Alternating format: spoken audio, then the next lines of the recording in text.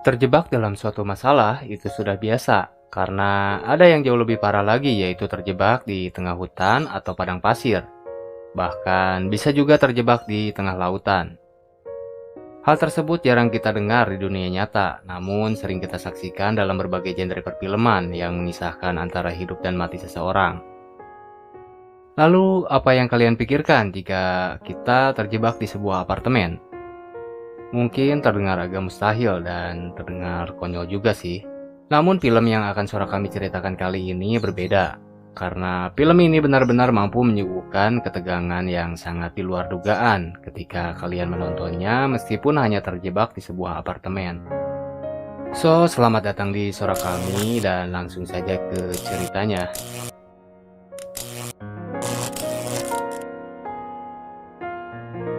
Film menceritakan seorang pria bernama Sauria yang menyukai rekan kerjanya bernama Nori.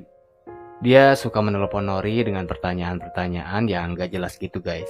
Dia juga sering memperhatikan Nori secara diam-diam.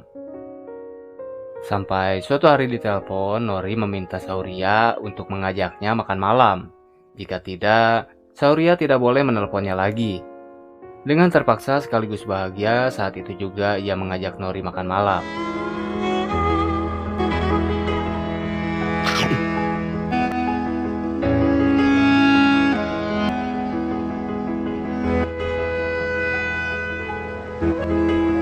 Lalu, di tengah keseruan mereka berdua, Sauria harus kecewa karena Nori mengatakan bahwa dia sudah punya calon suami dan akan melangsungkan pernikahannya 2 bulan lagi.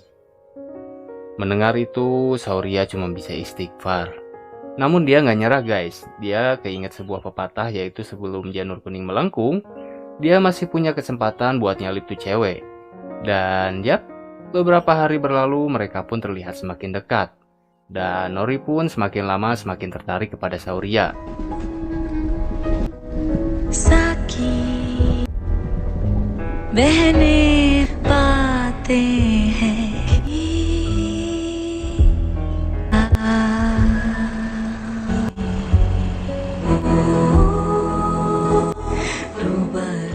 Sampai suatu hari, Sauria mengajak Nori ke kos-kosannya dan sesampainya di kosan, Sauria yang melihat teman-temannya sedang tertidur pun merasa memiliki kesempatan. Kesempatan untuk melancarkan aksinya. Namun Nori yang sadar bahwa dia akan menikah langsung menolak melakukannya dengan Sauria. Tapi di sana Sauria membujuk Nori untuk membatalkan pernikahannya tersebut. Dan Sauria bersedia untuk menggantikan posisi calon suaminya itu di pernikahannya nanti. Di sana Sauria juga berjanji kepada Nori bahwa dia akan mencarikan sebuah apartemen untuk mereka tinggal nanti, agar mereka berdua nanti bisa menjalani hidup bersama-sama secara tenang. Singkat cerita, esoknya Sauria mencari sebuah apartemen dengan harga semurah mungkin. Namun, dengan uang yang sangat pas-pasan tersebut, Sauria tidak bisa menemukan apartemen yang ia harapkan. Lalu di tengah keputusasaannya itu, dia bertemu teman lamanya yang bisa membantunya untuk mencarikan apartemen dengan harga yang bisa dijangkau oleh Sauria. Kemudian mereka pun pergi menuju lokasi yang dimaksud temannya itu.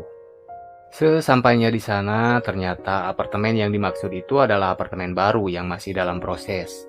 Dan pastinya belum ada satupun orang yang tinggal di apartemen tersebut. Berkali-kali Sauria bertanya kepada temannya itu, bagaimana dengan fasilitas apartemen tersebut, apakah bermasalah atau tidak. Dan temannya itu pun terus meyakinkan Sauria agar tidak perlu khawatir dengan semua itu, karena menurutnya, Sauria pasti akan merasa nyaman selama tinggal di sana. Namun, baru saja tiba di lokasi, dia sudah dihadapkan dengan kunci pintu yang bermasalah. Tapi temannya kembali meyakinkan Sauria dengan mengatakan bahwa itu bukan masalah besar.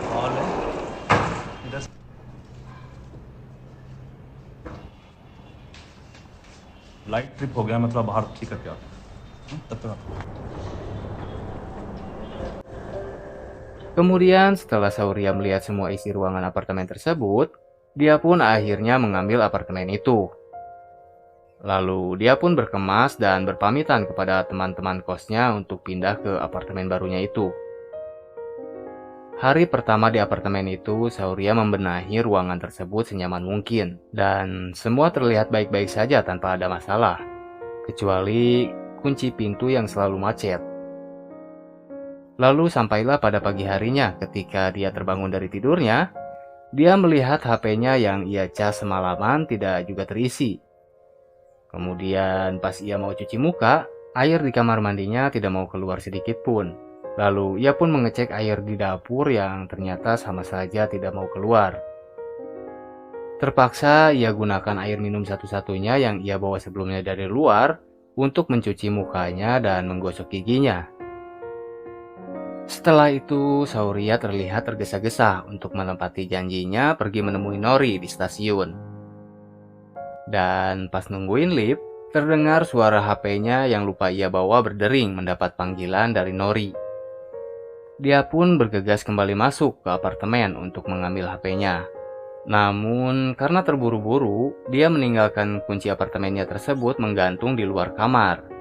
Dan yang terjadi... Nuri, listen. I'm on my way. Coming.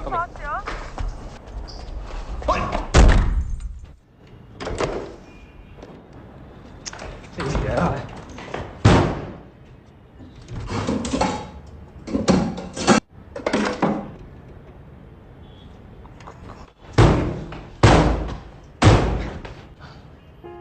Lalu dia berusaha menghubungi teman yang menawarinya apartemen tersebut, namun tidak diangkat sama sekali. Kemudian dia menghubungi tukang kunci, namun saat tukang kunci menanyakan alamatnya, dia kebingungan karena dia belum tahu betul alamat dan nomor kamar apartemennya itu. Sebelum dia menyelesaikan pembicaraannya dengan tukang kunci itu, tiba-tiba HP-nya mati dan listrik pun belum juga menyala. Lalu dia mencoba memanggil penjaga apartemen yang ada di lantai bawah. Namun, kamar yang ia tinggali berada di lantai 31. Alhasil, suaranya tidak akan terdengar siapapun orang di bawah. Dia terus berteriak berharap ada orang yang mendengarnya. Dari siang sampai malam, dia terus berteriak hingga suaranya serak, namun tetap saja tidak ada yang mendengarnya. Sampai di hari berikutnya, listrik dan air masih belum bisa menyala.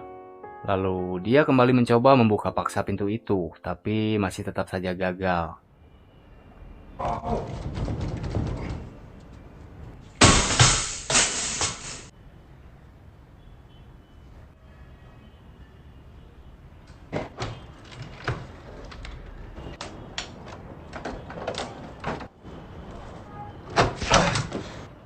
Watchman! Kemudian dia melemparkan sebuah televisi keluar gedung, berharap ada seseorang yang menyadarinya. Namun sayangnya penjaga apartemen tersebut tuli, jadi dia anteng-anteng aja dengan mainannya itu. Lalu saat dia nyemilin sisa makanannya, dia melihat setumpuk kardus, dan dia dapat ide untuk membuat tulisan minta tolong di kardus itu menggunakan pasta gigi miliknya sebagai tinta.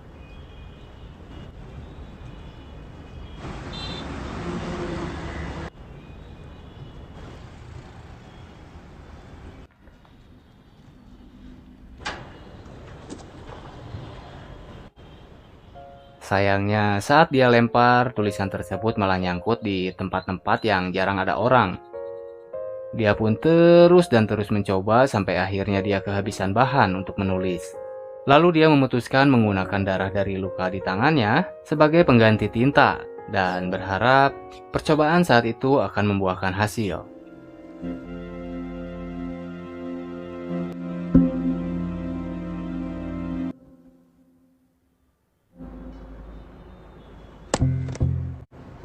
Dan akhirnya percobaan terakhirnya itu jatuh di sebuah loteng tempat jemur pakaian.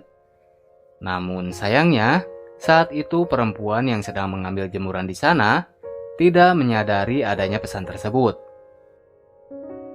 2 hari berlalu ketika ia masih berharap suratnya ada yang menemukan.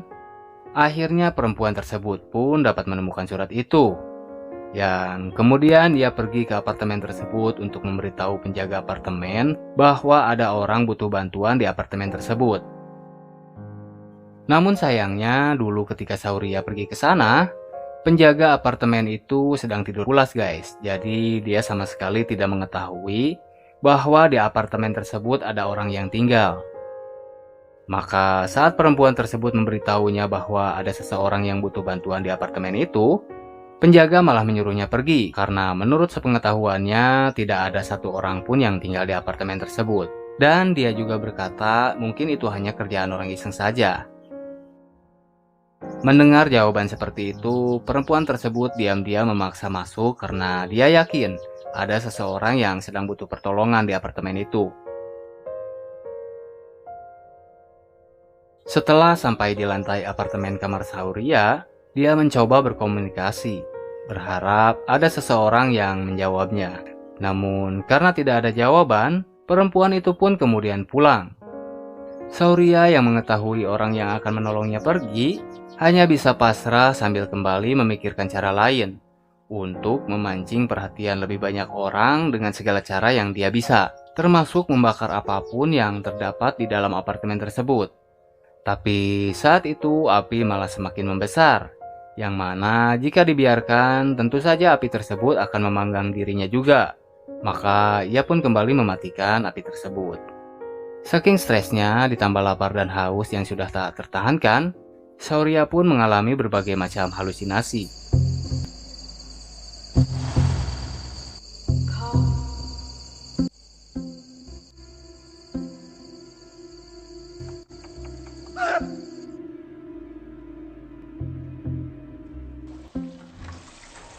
Evolution of Homo sapiens is a truly remarkable supplies. Say I was in the Sahara Desert, trapped in a small room.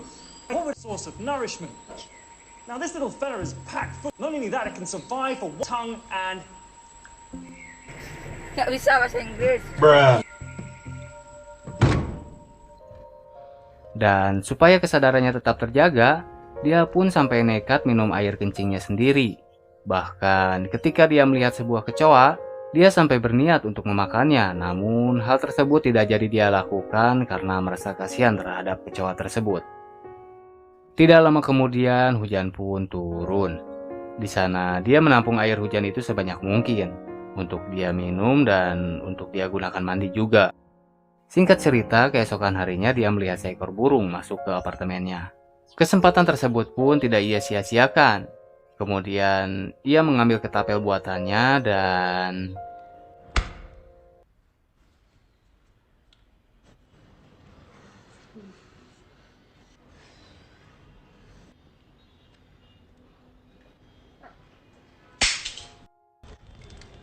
Setelah berhari-hari dia tidak menemukan makanan sedikit pun, akhirnya dia bisa kembali menjernihkan otaknya untuk kembali mencari cara agar bisa keluar dari apartemen tersebut. Kemudian dia dapat ide dan berencana untuk keluar lewat balkon karena ia melihat balkon di bawahnya terlihat masih setengah jadi. Yang mana jika ia berhasil pindah ke sana, maka ada peluang besar untuk dia keluar. Namun tentunya cara tersebut sangatlah beresiko. Tapi dia berpikir daripada dia harus terjebak terus di sana, maka ia pun mengambil resiko itu dan melanjutkan rencananya tersebut. Tapi sebelum itu dia harus memotong salah satu besi balkon di hadapannya itu untuk bisa menuju balkon lainnya. Sementara di sana tidak ada gergaji untuk memotong besi itu. Maka dia pun menggunakan alat seadanya untuk memotong besi itu. Tentunya dengan waktu yang sangat lama.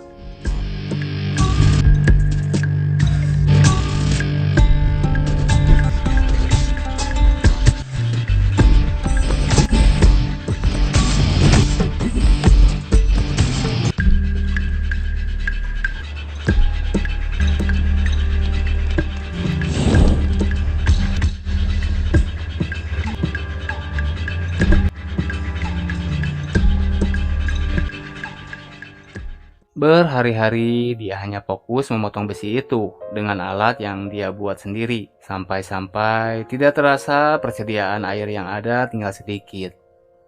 Namun usahanya itu ternyata tidaklah sia-sia. Meskipun sudah berhari-hari besi yang terpotong hanya sedikit, dia lalu menggunakan sisa tenaganya itu untuk menendang besi tersebut hingga akhirnya dapat terpotong.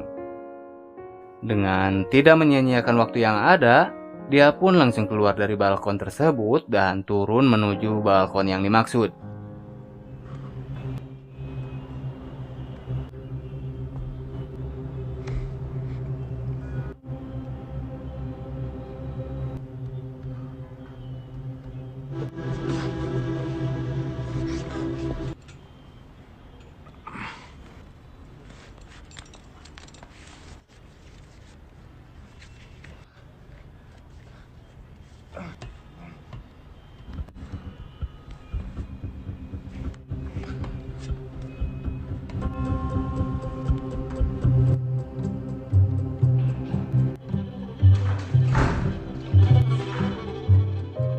Sesampainya di balkon itu, ternyata jendela di sana terkunci.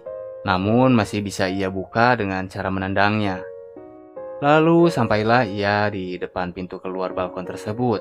Dan akhirnya dia pun bebas.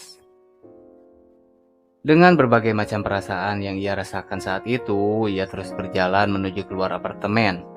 Sampai akhirnya ia pun bertemu dengan penjaga apartemen yang malah bengong melihat ada orang keluar dari apartemen tersebut.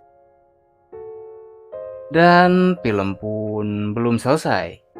Di akhir film diperlihatkan Nori menjenguk Saoirya yang sedang dirawat di sebuah rumah sakit. Di sana Nori menemui Saoirya untuk terakhir kalinya karena dia kini sudah menikah. Dan Saoirya pun hanya bisa mewek mendengar kabar tersebut. Kemudian film pun selesai.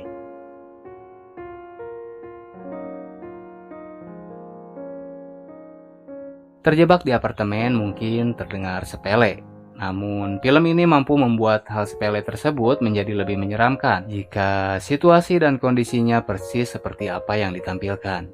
Seperti biasa, saya tidak akan menjelaskan lebih rinci tentang film ini. Jadi, untuk lebih jelasnya silahkan tonton filmnya secara utuh untuk mendapatkan kesimpulan dari film Trapped ini. Akhir kata, suara kami pamit undur diri dan sampai jumpa lagi di video berikutnya.